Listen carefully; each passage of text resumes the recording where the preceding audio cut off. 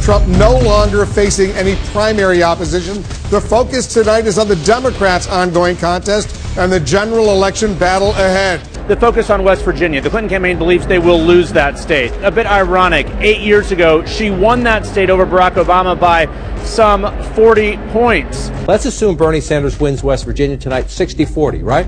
Remember, 300-1. If he wins 60-40 because of the number of delegates at stake, it's a net gain of only 5 delegates. That's the problem for Bernie Sanders right now. It's the same rules that have kept him competitive. The proportionality of the Democratic rules make it hard for him to catch up right now. Donald Trump easily wins without any opposition the Republican presidential primary in West Virginia. The fact that West Virginia is Trump territory is really a perfect illustration of the kind of voter that he appealed to so successfully. Bernie Sanders is the winner. A lot of Clinton supporters say get out. Bernie Sanders supporters are energized. It's called the Daytona 500 for a reason. Let him, he has every right to stay in the race because he still has a possibility. Still winning. But it's really hard to see. He has to win 66% of the remaining pledged delegates just to catch her, to beat her by 1. It's very unlikely, but it's a crazy year. Let's play on. Hi, I'm Carl Azus. Thank you for watching. We start with a quick update on the U.S. presidential nomination process. Voters in Nebraska and West Virginia went to the polls earlier this week to help nominate a Republican candidate for president. Businessman Donald Trump is now running unopposed. He won both states, and he is now 90 delegates away from the 1,237 he'll need to clinch the Republican nomination for president. He is expected to do that and become the party's nominee. For the Democrats, even though former Secretary of State Hillary Clinton is still in the lead, it was her challenger, Vermont Senator Bernie Sanders, who won in West Virginia Tuesday. Nebraska had its Democratic vote back in March. So as of right now, former Secretary Clinton has 1,719 pledged delegates and 516 superdelegates. Senator Sanders has 1,425 pledged delegates and 41 superdelegates. A Democrat needs 2,383 delegates to win the party nomination.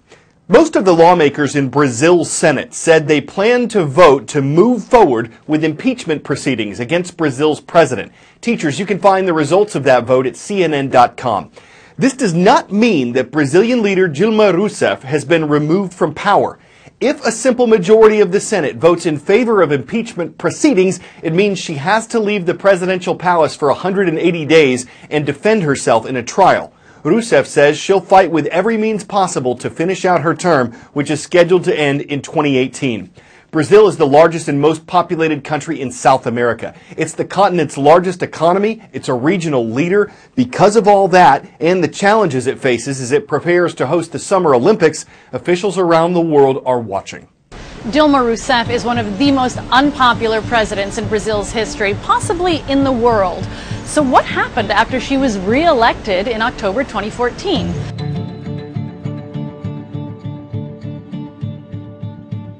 Well, to start with, the economy is tanking. Many call it a depression, high unemployment, high inflation, and that means a lot of Brazilians, frankly, aren't in the mood to put up with political corruption. Investigators had already started to reveal a bribery scandal involving the state-run oil company Petrobras before Rousseff's re-election, but it snowballed afterwards with accusations against top business leaders and politicians in Rousseff's Workers' Party. That meant that while Rousseff herself wasn't implicated, millions of Brazilians have taken to the street, and with public opinion in their favor, opposition lawmakers decided to forge ahead with an impeachment motion in Congress, accusing Rousseff not of corruption, but of breaking budget laws to try and hide the sorry state of the economy ahead of re-election. Now, the impeachment proceedings will drag on for months. All of this, however, is going to play out on the global stage as Brazil gears up for the Olympic Games in August. The Zika virus, which can cause birth defects in the unborn babies of pregnant women, is spreading in Brazil and throughout South and Central America. It's mainly transmitted by bites from certain types of mosquitoes. And as the weather and the mosquito season heat up, health officials are concerned the virus could make an impact in the U.S. They've been recommending wearing long sleeves and pants and using insect repellent whenever we go outside. And there are some extra steps we can take just outside our doorsteps.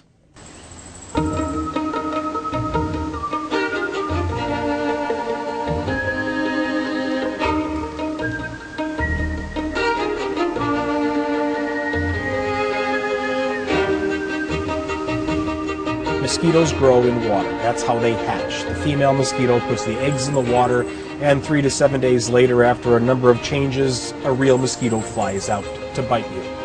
You get rid of the water, you get rid of the mosquitoes. You get rid of the next batch, the next hatch of mosquitoes. So look for bottle caps or solo cups or bird baths or dog dishes or kiddie pools or tires in your yard.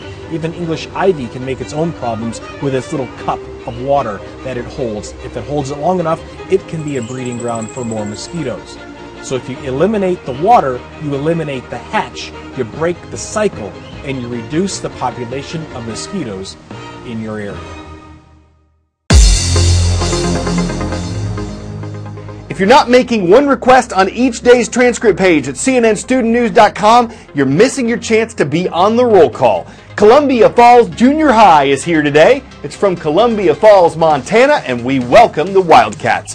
Colmer Middle School is in Mississippi, the city of Pascagoula. Watch out for the Panthers while you're there.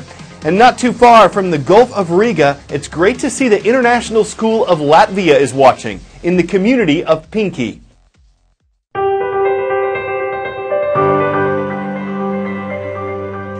Paula Clausen couldn't accept what she saw just outside Tijuana, Mexico. Lean-tos, where some people are living, were blown right over by high winds. Rats, tarantulas, and scorpions could walk right into some of the makeshift homes there.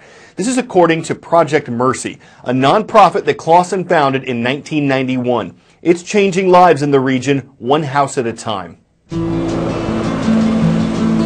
San Diego is one of the wealthiest cities in the States. But just right across the border, it's a different world. On the outskirts of Tijuana, there is no running water, no sewage system. The floors are dirt and vermin crawl under the walls. It's hard for Americans to imagine. 25 years ago, I went just to donate clothes, and I was shocked. I knew I had to do something to try to help them. I started an organization that builds homes for people in need, free of charge. Hola. Se goteó todo. All the water comes through and wets the bed. No tiene puerta, es muy inseguro. Es bien difícil vivir así. This is so dangerous, all these wires. In order to receive a house, we require that families work in the construction of a house for their neighbors. 1, 2, 3, go. Volunteers from California come down to build. They come away with a totally different attitude. It creates a bond. We have developed a house that is sturdy, which can be built in one day. Muchas gracias. No más frío, no más lluvias, más seguros. These are our neighbors. To see the joy and the relief on their faces, that gives me the energy to continue.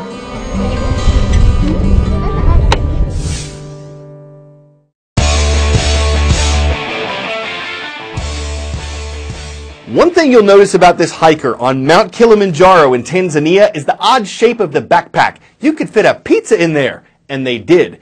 This was a publicity stunt that won Pizza Hut the Guinness World Record for highest elevation pizza delivery, 19,347 feet up.